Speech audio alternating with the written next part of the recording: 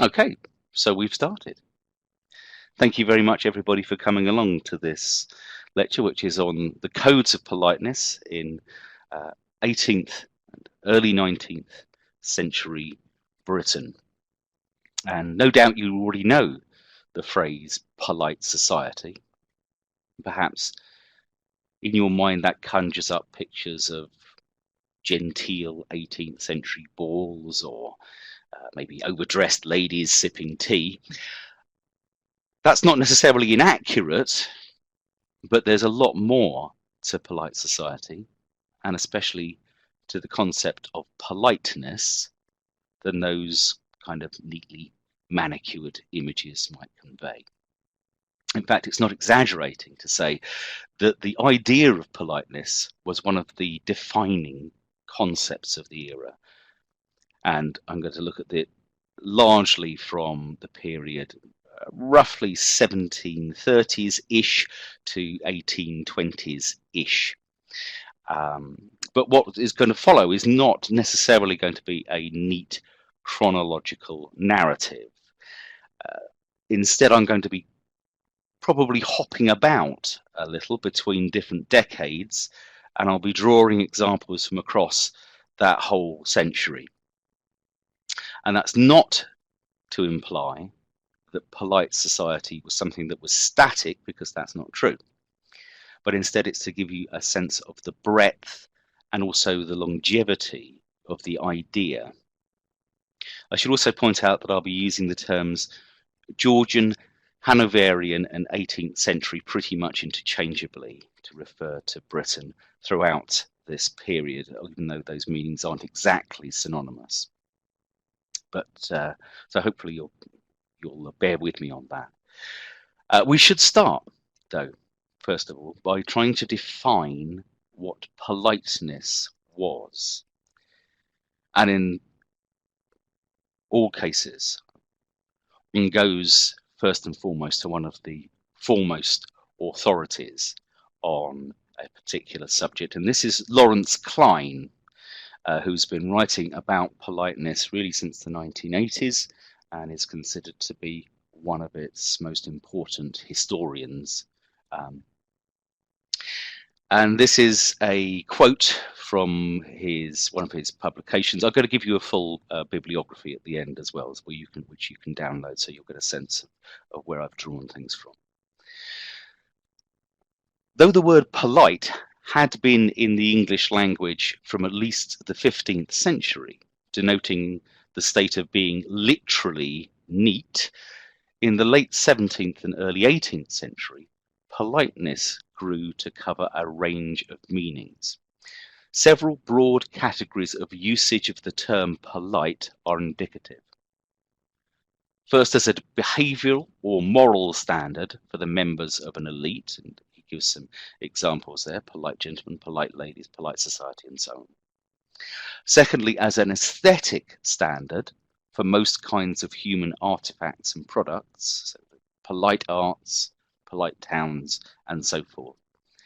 And thirdly, as a way of generalizing about and characterizing society and culture.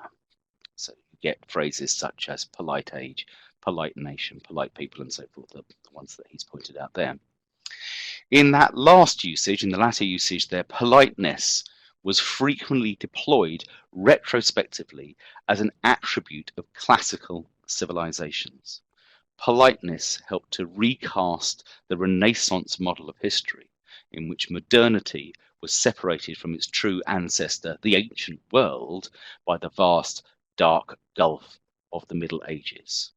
The politest nations were ancient Greece and ancient Rome, and the politest ages, the spells of Hellenic and Roman creativity. Okay, so Klein is pointing out three things there, and I'm going to referring to those three things in different proportions in what follows. First of all, he talks about behaviors. So to be polite implied a set of behaviors that an individual ought to follow. Secondly, and this is the one I'm probably going to talk about the most, it's the aesthetic standard of polite society. In other words, it is the development of a particular type of taste that is important. And thirdly, he talks about the way in which it is generalized in terms of society and culture. And that's both a historical viewpoint in terms of 18th century people looking backwards to a golden age of politeness, and also how they viewed themselves. What's quite interesting here is that he uses the term modernity. And I sometimes get a little cross, especially with new students who use the term the modern age or modern times to refer to now in the 21st century, without realizing that in fact it has a very long lineage, and we can refer to most of the period from the 18th century through to the present day as modern. And indeed, they referred to themselves, those people who partook of polite society referred to themselves as modern. If I go back one slide, you'll see, okay, it's a little faint here. But on the second of the two pictures, on the one on the right-hand side, that's a frontispiece from a book that was published in 1758. And it's a series of illustrations. I'm going to show you. There'll be a couple further on in the talk. It's a series of illustrations of dresses, not simply from different historical epochs, but also from different geographical areas as well. And he refers to, or the author there refers to different nations, ancient and modern. So it's a term that is used by the denizens of the 18th century themselves. And it's very self-consciously used in that way. Okay.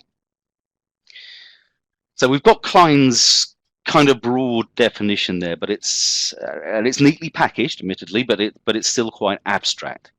And we need to know more about the practical what and who of politeness. Those are the codes that I've mentioned in the lecture title. And the manifestations of politeness were many and varied. From a suite of vocabulary that was used to discuss appropriate types of behavior, such as elegant, refined, civil, through to precise forms of taste and fashion, and those might be literary or architectural or artistic. In Hanoverian Britain, there were certainly new sites opened up for the expression of politeness.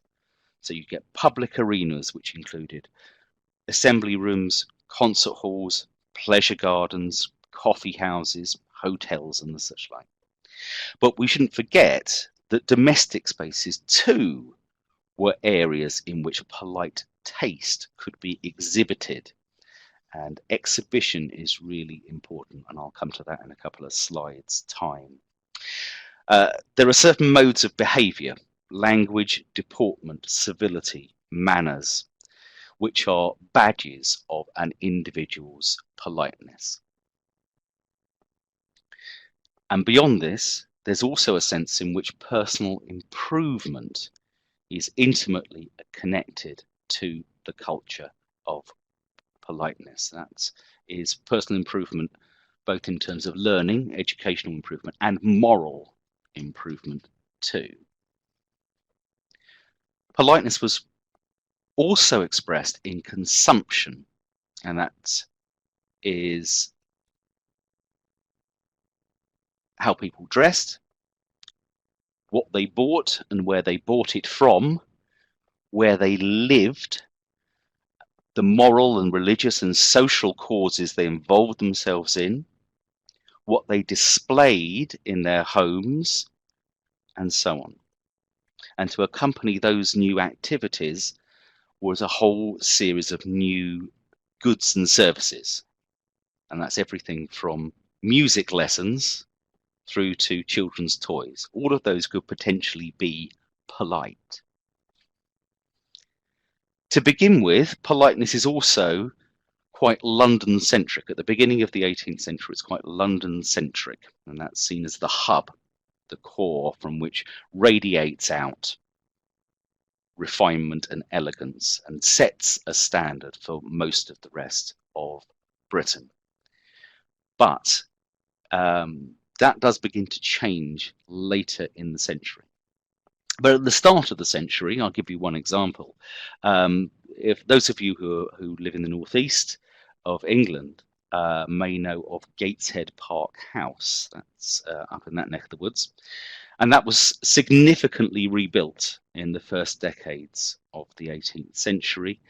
And in that case, its owners employed the services of a London architect. A London architect was deliberately kind of imported to the northeast in order to design the house. And moreover, they bought and literally brought by stagecoach most of their furniture and their fitments, and not to mention many day-to-day goods, like tea and bedding and wine and clothing, and those were brought all the way from the capital. So that's about a week's journey, as I say, by stagecoach, and that's an awful lot of furniture and odds and ends. That's kind of indicative of how central London was to establishing what politeness meant. Okay. So that's the concept. But let's have a closer look at who the polite actually were. And that's not necessarily the same at the start of the period as it is at the end of the period in the early 19th century. So, initially, politeness is a mode of living practiced by those of a genteel stamp. That is, those who either were part of the landed classes or had an association, a close association with them. And that changes, as I say, over the century. By the end of it, it's far from exclusively associated with the landed classes, and increasingly society's middle orders and even some of the labouring classes participate in polite culture, or at least bits of it. And they do more than simply ape the quality. Hopefully you're familiar with that phrase. Often they help to define polite society as well. But at the beginning of the 18th century, that is what we're looking at. We're looking at largely the landed classes. But by the end, pretty much anyone with sufficient private means and the right tastes could qualify. It's worth thinking about how what type of society at the 18th century was in terms of social relations. Because our view of it is probably conditioned really by our perspective from the early 21st century. We might say that Hanoverian social structure appears quite rigid from that perspective. But think of it in a different way, from a different perspective. If you look at it from the medieval period's perspective, or even from the perspective of quite a good deal of continental Europe, which is still sort of ancien regime, Georgian society is in some ways astonishingly fluid. It's certainly not a caste society where status was determined purely by birth and with kind of legal barriers separating people from one another. So it was possible for people who were at the beginning of the period not considered to be polite to join the ranks of polite society, and really the only thing stopping them was whether or not they had enough private income and whether they had the right tastes or not. But wealth on its own is no guarantee of politeness and no guarantee of entry into polite society in the full sense, especially if that wealth comes from trade, or in particular, and especially at the end of the period, not so much at the beginning, industry, that could easily be seen as vulgar.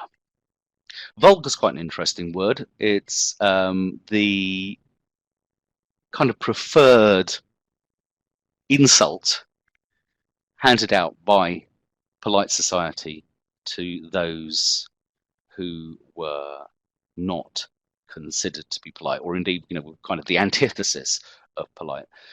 So phrases such as vulgar, uncivil, parochial, or even disgusting, those are all signifiers of things that are not polite. And if one was branded as vulgar or disgusting or uncivil or any of those things, then one would have great difficulty kind of breaking into polite society. Qualifying for polite society, however, required emulation of one's betters, in inverted commas, and also the conspicuous display of virtues. But it was also competitive, and anyone who's read a Jane Austen novel will know what I mean by that, albeit that Jane Austen is writing right at the end of this period that I'm talking about. It's competitive between individuals, it's competitive between families, competitive between towns, between different trades, between different shops. There's always a sense of one-upmanship, if you like, involved in this kind of ritual dance of polite society. We'll come back to that a little later and see one or two examples. Even if a person is not part of polite society and had no prospect of getting into it, they could still nonetheless partake of polite things, material things. So, for example, by the middle of the 18th century, there was a roaring trade in second-hand clothing from discarded by polite society, by the landed classes or their near relatives, if you like, and that gets to the point actually where there are even domestic servants who are trying to buy up the clothes of their former masters and mistresses in order to emulate their dress and their taste. So there's a sense in which that at least is open to pretty much anyone. That doesn't necessarily mean that the one is part of polite society by doing that, but nonetheless there are elements of polite taste that are more readily available to individuals than you might first of all think. And there are other things too, we'll come to them a little later, things like tea and coffee, which actually gain a much wider public buy-in than you might expect. And politeness also meant adopting an appropriate vocabulary. I've already spoken about the importance of terms like civility and taste and manners and their antitheses like vulgar and disgusting. But there's also forms of vocabulary, which we'll explore in a little while, which convey politeness. And those polite forms, those manners, those modes of address, they diffuse downwards and they become more not only more available but more commonplace in lower ranks of society. Because if you think about it, if you're the small tradesperson, the artisan manufacturer, the shopkeeper, the innkeeper, you're the provider of the comforts of polite society. And it's necessary for you to learn that vocabulary and style in order to hold on to your custom or to generate new custom, if that makes sense. Okay. So that's who is participating, if you like. Some people fully, some people less fully. Some people can get in, some people can't. But what is really important, as I've already mentioned, is consumption.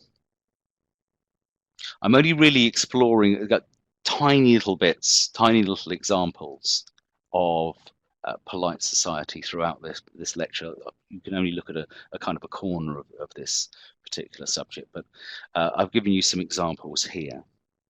In the 17th and in the early 18th century, there begins to be a new way of thinking about consumption. And certainly by the end of the 18th century, probably much earlier than that, in fact, it's widely considered to be positively beneficial to national prosperity and indeed the strength of Britain abroad. And that change in public mood is enormously helped by the Enlightenment. So to consume is to provide a market for indigenous goods and services, and it also helps the emerging bourgeoisie to escape, if you like, from under the mantle of their landed betters. So the actual numbers of people who participate in polite consumption increases throughout the century and on into the 19th century. It's not, I should point out, synonymous with shopping, though obviously the acquisition of goods or services is part of that consuming process. It's not the end of it, because the way in which those goods and services are exhibited and what they mean, what they signify to their owners and to those who are looking at them are also important in constructing an idea of politeness. So, for example, right here on the far right of this slide, you can see this is a trade card of a draper from Bristol. Late 18th century, as I was saying earlier on, we may start with London, but increasingly polite society and polite forms are found and established and quite strongly identified with the provinces by the end of the 18th century. So shops sought to expand their customer base with a whole variety of innovations, and one of the most important ones is what you can see there in that tray card, which are these large bow-fronted plate glass windows, and they are really the epitome of elegance in the polite manner, but they're also thoroughly practical in their ability to display each shop's wares. These have become very common by the end, certainly in most major urban centres, by the end of the 18th century. And shopkeepers also adopted this rather curious practice, I suppose, of fixing large, brightly coloured by appointment crests over the doorways of their shops, if they were patronised by royalty or anyone who could possibly be connected at all to royalty. This is a kind of a visible endorsement of the supposed quality of the goods contained therein, and this royal crest over the door fosters this illusion that the customer is entering into a space that is favoured by the ruling elite, regardless, of course, of whether those people went there in person. So that's shopping, but also there are other forms of display.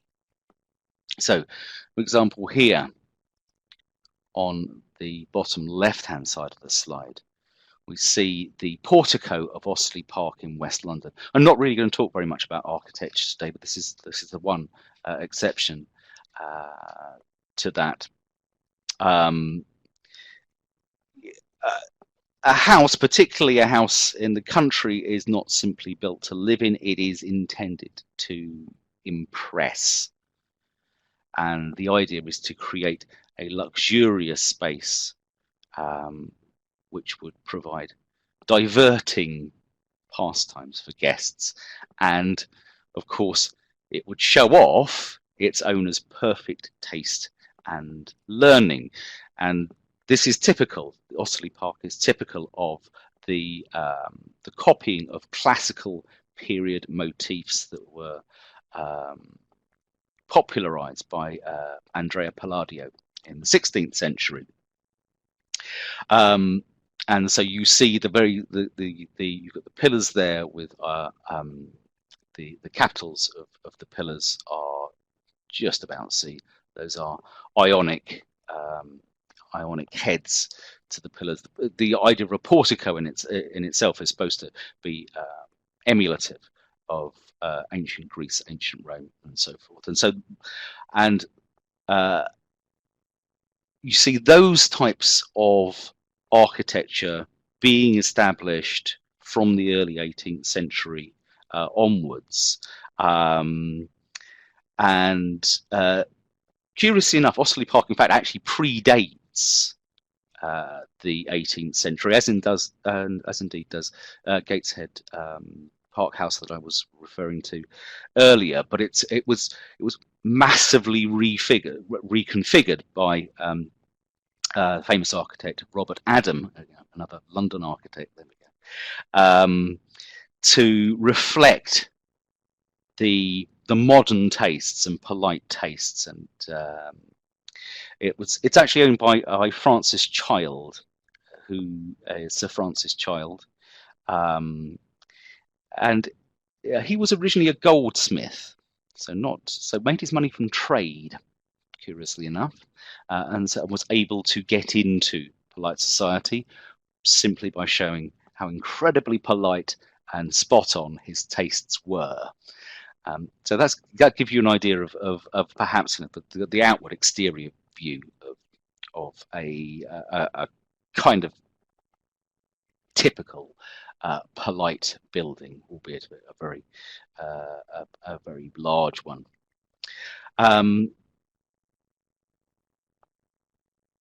Inside, this carpet was designed by Thomas More, 1769. This is still in existence. You can see it in Syon House in West London. And again, it's indicative of exquisite tastes in which vernacular styles, old style vernacular styles, are out, and things that have motifs which are either directly copied from classical forms of art, or at least in some way redolent of them, are incorporated into internal decor as well.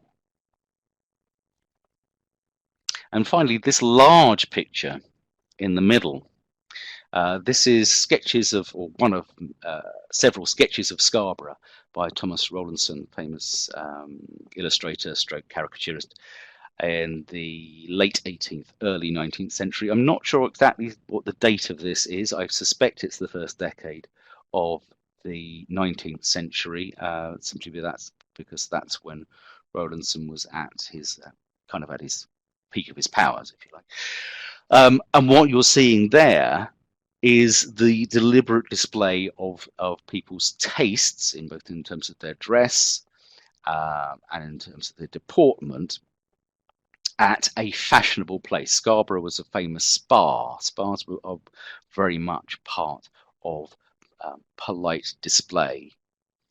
Moreover, even if one didn't have the money to go on the Grand Tour, which is the apex, if you like, of polite travel, Grand Tour was generally a sort of a tour of continental Europe, which took in places like Geneva and Paris, most of Italy, and occasionally a little further east to places like Greece. Of course, most people who thought of themselves as part of polite society, certainly by this point, by the point at which Rowlandson is drawing this picture, would not have had the money to engage in the grand tour. But nonetheless, there was some considerable social cachet to be had by going on a tour of important sites within Britain. So Edinburgh is an important stop. Scarborough, Bath. By the beginning of the 19th century, also places like Brighton and Buxton are important stops. All of those have either have a very distinct modern feel, 18th century modern feel, or they have some other benefits, such as spa waters, and that's actually what those people are doing there, is they are taking waters from the spa pump at Scarborough. So to be seen to be doing that is to publicly show how polite one is, and to be seen to be doing it in the right manner too. Very important. Although Rowlandson does put this kind of like stray dog in here as I think possibly an indication that it's not all that it's cracked up to be. Somewhat speculative.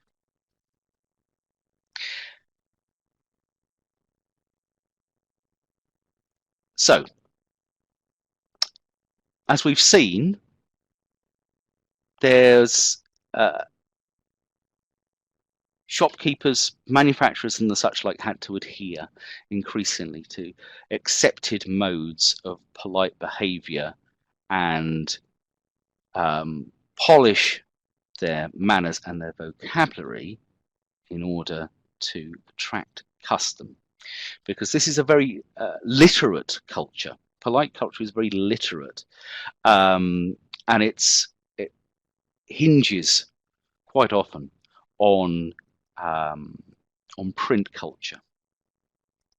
So what I'm going to take you into now is to look at the vocabulary of that polite consumption. Newspapers are absolutely crucial to if you like, carrying politeness, particularly after 1695, which is when the Licensing Act, which is a kind of a post-interregnum form of censorship, I guess. That's allowed to lapse in 1695, and you then see this kind of mushrooming of not only the national press but also provincial press as well, and it's newspapers in particular, journals to some extent as well, but it's newspapers that are the carriers of polite language, polite discourse. And I've given you a couple of examples here. Now, on the left-hand side, we have an advertisement from the Adams Weekly Courant, which is a Chester paper. This is from 1775, and we've got J. Mellor, the upholsterer, is advertising to his clientele here. Now, what's quite interesting here is that even though there's relatively few words here, there's an awful lot of stuff that's kind of packed into this source, and you can squeeze quite a lot out of this particular primary source. It would have had a fairly wide audience, and it lies kind of at that intersection, if you like, between commercial activity and private consumption, which is so crucial to the development and also sustaining polite society. Now, it seems that its principal audience is the genteel, the landed classes, nobility, gentry, and others. But I think that disguises something. I don't think it's just addressed to the nobility and the gentry. I think it's also addressed to anyone who wishes to aspire to those ranks, or at least to emulate them in some way in terms of behavior or in terms of consumption. But it also suggests to its readership that some of that polish, some of that taste can be acquired by the acquisition of suitably tasteful goods. And these types of material possessions are the epitome of gentility. Note here too that he talks about London. He's had the advantage of being for some time. Incidentally, the capitalization is all as the original, and it's kind of like random, but he has the advantage of being from some time in some of the most capital shops in London. Now, that is not shops where you will buy things. That is workshops. So that's where he's learnt his trade. He's learnt his trade in London workshops. That's his kind of badge of honour. I've been to London, where it all happens, and I've served my apprenticeship there, if you like. But he is capable of executing any part of what he's learnt with skill and exactness. In other words, he can produce anything the equal of that which is produced in London. So there's a sense there, just as good as the kind of stuff that's being produced in London. I think this is kind of indicative of that move away from London being the be all and end all. And this is Chester, which is considered to be a fairly well-heeled town, but is now coming into its own by the last quarter of the 18th century, so that not everything is simply as London-centric as it might once have been. It's quite interesting, actually, to think of this as also a change in the way in which people of different social ranks addressed one another. This isn't like, admittedly, you have to know a little bit more about kind of 15th, 16th century history to realise that this is not as obsequious as it might have first appear. There's the begs leave to inform and so forth. That might give you the idea that this source is, or the Meller himself is being particularly servile, but I don't think it is. In fact, it's very different from the types of address and the extraordinarily structured types of address that you would have found between people of unequal social rank that you might see in the 16th or even to some extent the 17th century. There's a kind of a breakdown there as well. Very, very slow, admittedly, but nonetheless, I think that this is not quite the grovelling servile form that you would have seen in earlier centuries. Incidentally, at the end there's which kind of, he's just like thrown that in, perhaps because he had a few words spare if he paid for a certain number of words. The great variety of the most fashionable paper hangings. But paper hangings, in this case, that's wallpaper. So it's kind of a bit of unwitting evidence that that wallpaper was becoming quite a popular item amongst the polite. Meanwhile, on the right-hand side of the screen, that's I don't know where that's from because I have picked that up from a database called the John Johnson collection of ephemera, and this kind of announcement notice advertorial, if you like, is pasted on a piece of board, and that's how it appears in the digitized collection. So I don't know which newspaper or journal possibly this appeared in. It's almost certainly a newspaper or a journal, though, because you can see some of the ink bleed coming through from whatever was printed on the other side of the paper. But it's of a similar kind of vintage. It's 1787 here. What's kind of interesting about this is almost as if the exhibitor here, or whoever's put this advert in, is trying a little bit too hard to prove that his waxworks are polite. There's Spring Gardens, incidentally, is in London. It's at the Trafalgar Square end of the mall, and obviously it's not there now. I think there is still a street called Spring Garden, but the garden itself is gone, largely because, well, Trafalgar Square's there. But this is where this waxworks was being exhibited. It's clearly something that the exhibitor feels that things to protest about. That previous attempts at waxworks that have hitherto obtruded on public notice were highly disgusting, there's that word again, and have justly met with the contempt they deserved, even with the vulgar, even those who aren't part of polite society.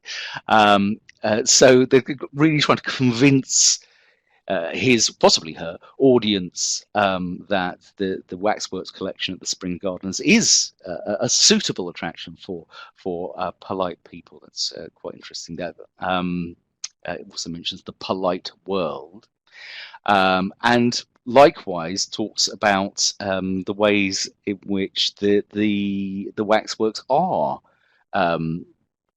despite all appearances, are genuinely polite. It talks about them as, you know, as near to statutory as they might be, and likewise talks about the most important, you know, some of the important polite figures of their time, Voltaire, Benjamin Franklin, and so forth. So that's quite interesting, because it strikes me that there is a rather kind of overworked attempt to force a gloss of politeness onto this particular exhibition, which is rather unusual. Okay, and now I'm going to look at one more example from newspapers. Now I'm going to attempt to do a screen share here, so please, at all untypical for the time. Okay.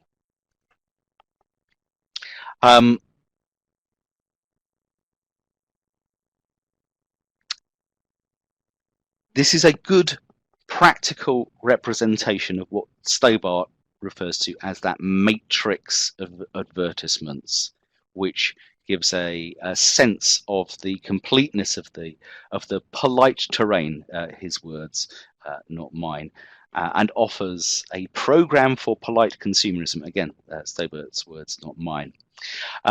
But giving a sense of that as this is a kind of a block of individual notices, which is like almost like a wall of polite culture coming at you. I'll go in a bit further, and I'll show you some of the things that we can pluck out from this. So hopefully you can see that I've zoomed in a little there, and on the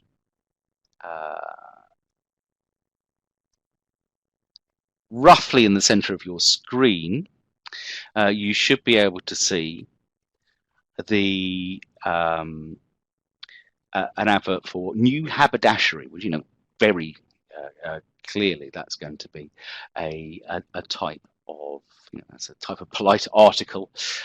James Gordon of Galloway and Aberdeen has got a load of printed cottons. He has a great choice of muslins and very fine India and Japan, and I think that is mull muslins there. So there are, I'm going to come back to the India and Japan thing a little bit later on, but that's kind of one indication of a polite advertisement, but it's surrounded by all these other possible entries into polite society. The New Biographical Dictionary, I've just moved the screen across a little there, a New Biographical Dictionary, a general biography or lives, critical and historical, of the most eminent persons of all ages, centuries, conditions and professions. It's very much a publication that is pitching itself at polite society there. It's going to be very much like the kind of Georgian version of the Oxford Dictionary of National Biography. So again, that's a very polite, obviously polite advert, and it's using the same kinds of language as we saw in the previous two adverts on the slide beforehand. Interestingly, down the bottom here of that advert for the General Biographical Dictionary, there's a few copies of this work are printed in a superior style on a very fine royal paper and hot pressed. Price is 5 shillings for each number. Quite interesting there. You get an extra. There's something extra that you can get out of that for a little more money, and something that will be presumably more prized as well. Immediately below that, quite interesting, Danzig. Danzig, I think, is Danzig in Poland, or what is now Poland, and black beer and Jamaica rum as well. So again, these are things that are going to be desirable for polite consumption. And then a little bit further down, rather oddly here, and you remember what I said about the royal crests being like slapped over everything on shops. So in adverts too, these are Beck's black lead pencils. They're makers to their Royal Highnesses, the Prince and Princess of Wales. That's obviously who becomes George IV and his wife at the time, Caroline of Brunswick. And owing to the many deceptions in the black lead pencil line, who knew? S and J Beck of Bethnal Green, London, think it is a duty incumbent upon them to acquaint the public that they have appointed John Mitchell, the druggist of Aberdeen, to sell their black lead pencils, which they will warrant not inferior to any extant. Quite interesting there. Again, you see that emphasis on competition, on the centrality of different signifiers, which say this. Even your pencil can be a polite pencil. And I used Aberdeen because I wanted to show that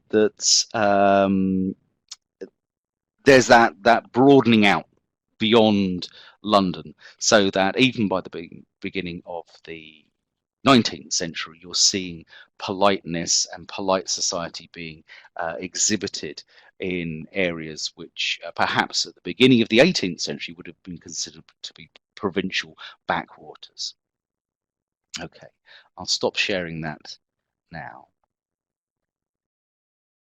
We're moving on now to talk about something that's kind of crucial here to understanding the tastes of polite society, and that's exoticism. The more exotic something was, the better, and the more points it got you in the big race to the top of the polite tree. So, for example, here on the left-hand side, you have that trade card, believe it or not, with all the different exotic animals there. Even I notice, you'll be able to see this, I would think, not where you currently are on the screen, but hopefully when you pick up the download at the end, that at the bottom there, I think, is a scorpion. So this gentleman here, who is a preserver, that is a taxidermist, is seemingly suggested that he can stuff a scorpion, which seems a little out of well, it's ambitious anyway. So that gives you an idea of the kind of exoticism that might be portrayed in these types of advertisements, and the kind of wraparound of consumption here. Trade cards are quite interesting, actually, in the sense that they are you see them really from the late 17th century onwards.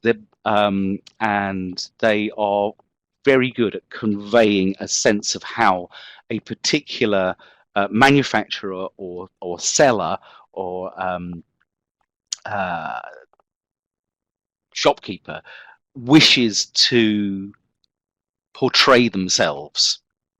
And they're intended to last a long time. They're often quite difficult to date because they're one set of printing of a trade card may not be the only set of printing that comes off a particular design, and also they're supposed to last for years and years, for decades. So they're quite difficult to date. So the 1815 there, that is the date that is on the bottom of that trade card.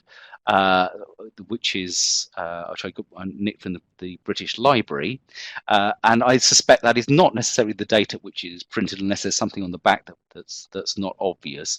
But instead, it is the date at which it was acquired. But nonetheless, it falls within our time period. This one here in the middle is a little easier to date, largely because, goodness gracious, Palmer's repository and manufactory for superior razor scissors and penknives has really got absolutely over the top in terms of the amount of connections and the amount of sort of exotic references that it's tried to pack into this one trade card. This is actually quite easy to date simply because of what's on it. It has here, this is the says here the Prince Regent, which of course is the later George IV. In the middle there, which you probably can't see on the fleur-de-lis, is a reference to Louis the 18th. So that probably means, those two things together, that this trade card has been produced between 1814, which is when Louis the 18th is restored, at least for the first time, and 1820, which is when the Prince Regent finally becomes king in succeeding his father. So it's probably in that narrow window there. But other than that, you can see that this enormous amount of extra stuff that's been thrown in order to impress potential customers here. The Emperor of Russia, we've got the double-headed Russian eagle there. The King of Prussia, there's the Prussian eagle there. You've got the Prince of Wales feathers and his motto at the bottom, the lion and the unicorn, and the fleur-de-lis in the middle from Louis the 18th. And so there's that just kind of shows you how much could go into an attempt to sell a particular product. Over here on the left-hand side, this is a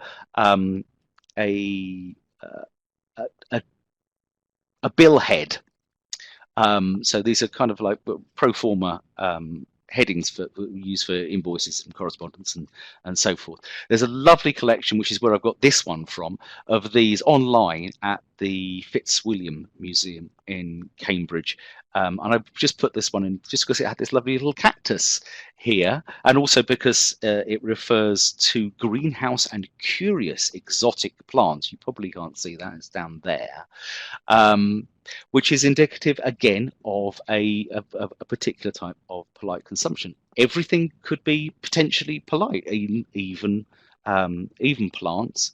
Gardens, very important in some areas of polite society, in inverted commas. And also the beginnings of the household plant as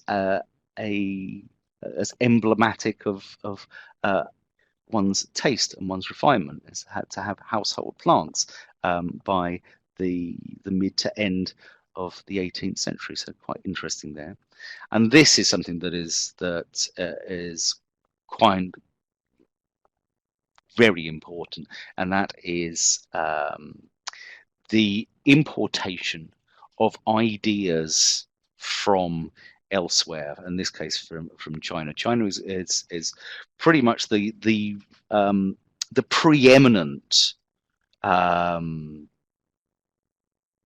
style capital style icon, if you like, in polite society. So wallpaper, we referred to that earlier on. This is a fragment of chinoiserie wallpaper.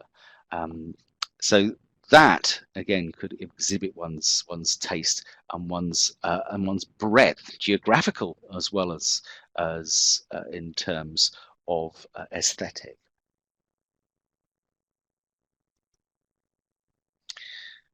Here's some more.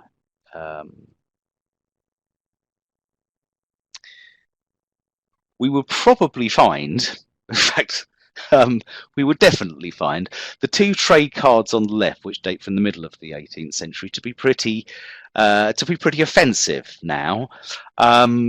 So you have these kind of stereotype caricature Chinese tea seller there on the upper one. The lower one is for a tobacconist, depicting some quite curiously happy looking slaves, because of course tobacco was a slave, well, mostly a slave grown product. But there's clearly no embarrassment there, and clearly this is not considered to be shocking in the middle of the 18th century. Quite the reverse, in fact. It's actually seen as or at least as far as these two trade cards go, they are seen as a positive thing. As a way of selling a product by emphasizing its exoticism.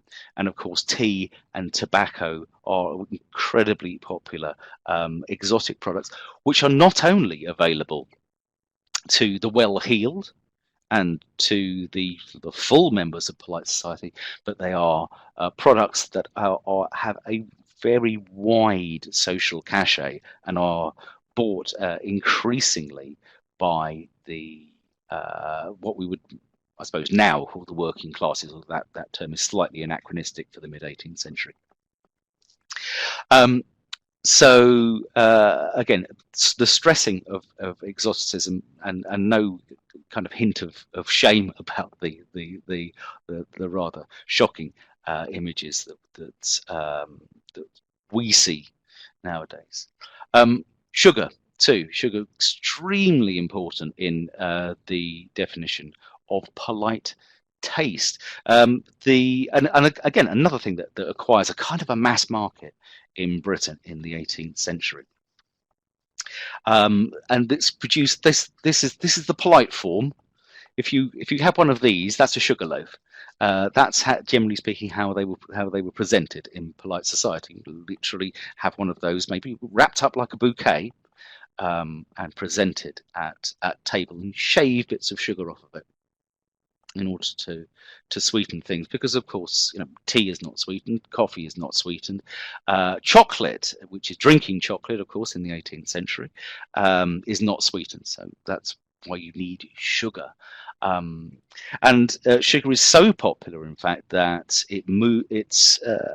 its consumption increases in the UK. A bit difficult to be very exact about the figures here, but at the beginning of the 18th century, you're looking at something in the region of £6 of sugar per person in terms of consumption. By the end of the 18th century, beginning of the 19th, you're looking at something around £20 per person consumption, and increasingly that's being consumed not just by the polite elite, but also, as I say, by the labouring classes, albeit in smaller quantities.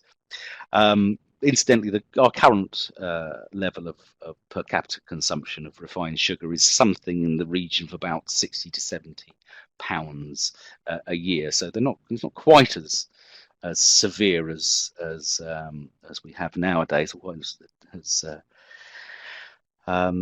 ubiquitous, but nonetheless, you can see in increase in sugar consumption that it's kind of crucial in the time period I'm describing. And then we have, again, more chinoiserie. China, of course, is called China because it comes from China originally. So export porcelain from China. Increasingly, that's being copied and refined in the Netherlands, of course, and the west of Europe in general. That's by the mid 18th century, getting lots and lots of copies of porcelain, and in the UK we get things like Wedgwood, and so you get domestic produced porcelain. But still, it is those that originate from China that are the ones that have the most cachet, and so that's something that would be like an essential accoutrement in every polite household. Now I have a few more slides, but I'm now going to start to speed up a little bit because I've detained you for far too long, and we had a few technical problems as well. Polite society, although that's kind of, in some ways, is ubiquitous and widespread and saturates a lot of 18th century discourse. You certainly can't understand Georgian society without having a sense of what polite society was. But that doesn't mean that it didn't come under criticism. Or that there wasn't a body of opposition to it. Partly that's because even within polite society, it was readily recognised that there were moral dangers within politeness. If you were too polite, if you were too wealthy, had too much leisure, then that breeds the dangers of dissipation, luxury, effeminacy, and a servile dependency. In other words, this it contributes potentially to a moral failing, and that was recognised at the time, even within polite circles. One might say, there's an argument for saying that this is one of the reasons why polite society begins to crumble in the 19th century, the early 19th century, or rather morphs into something different, is because it has become too decadent. At least that's an argument that's quite happy to take questions on that. Throughout the whole Hanoverian period, in fact, there's always religious opposition to the idea of polite society. It comes from things like Methodists, evangelicals. That's kind of later in the 18th century, not at the beginning, but within the Anglican Church there, and Presbyterians in Scotland. Who are, obviously set their faces pretty hard against things like, assembly rooms and theatres and the such like. I'll give you a little quote there from Charles Wesley. That's John Wesley's brother, incidentally. So, and also played a major part in the establishment of Methodism. At that point, still within the Church of England. The same power continued with me at the Women's Society, whom I reproved in love and simplicity for their lightness and dress and self-indulgence. I then exhorted the men to self-denial. I'm not entirely sure what that means. I assume it means just trying to move away from worldliness. At Weaver's Hall, I expounded Isaiah 3, where the prophet alike condemns notorious profligates, worldly-minded men, and well-dressed ladies. Good Lord. Who thought? But anyway, that's kind of an indication of some of the opposition that might have, some of the criticism that might have been directed at polite society. And there's also the more kind of humdrum, if you like, criticisms that it at times it became frivolous and trivial and indeed impractical. I've given you that example there of the very early sort of Gilray cartoon, very early for Gilray, and of this, obviously overly dressed mistress of the house having to have herself been virtually kind of sewn into her clothes thereby with her servant. And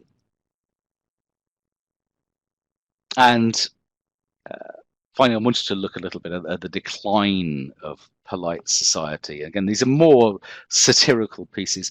When you have an opportunity to download these things at the end, I'm not going to go into a great deal of detail now, but they show the those criticisms become much more pointed by the time you get to the second decade of the 19th century, and that's partly because of the Prince Regent himself and the kind of decadent society that is attaches to him, or that perhaps he encourages. That's why I've put the Brighton broadside ballad up there.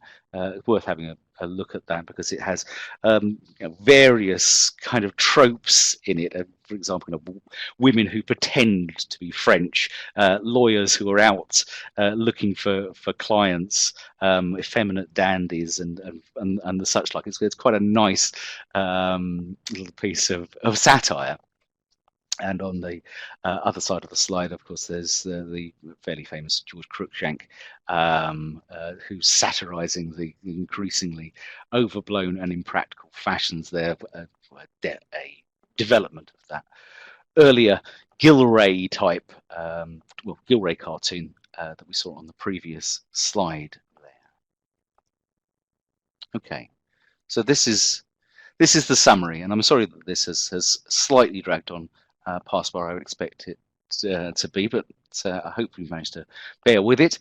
So, politeness and polite society, it is a far more widespread and more complex phenomenon than we might initially assume.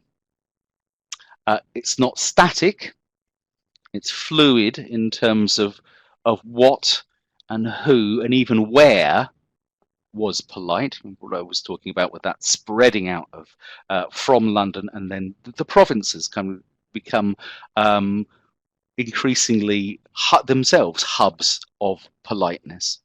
The further into the Georgian period you go, it did diffuse downwards. Partly that's due to commercial imperatives, and partly it's because some things like tea and sugar and tobacco become cheaper and more available to the labouring classes.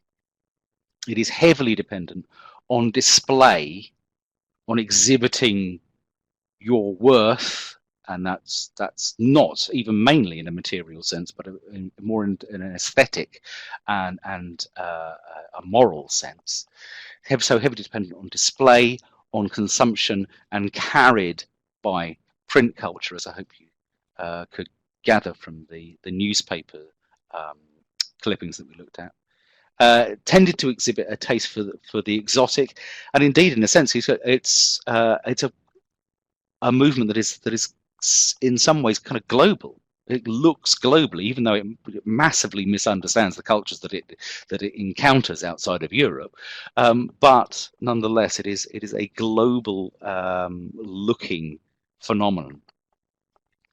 It's certainly not immune to criticism and lampooning. It's not. At the time, it's still under the microscope and opposed by various different groups, and ultimately it declines, or at least it doesn't decline in this, but it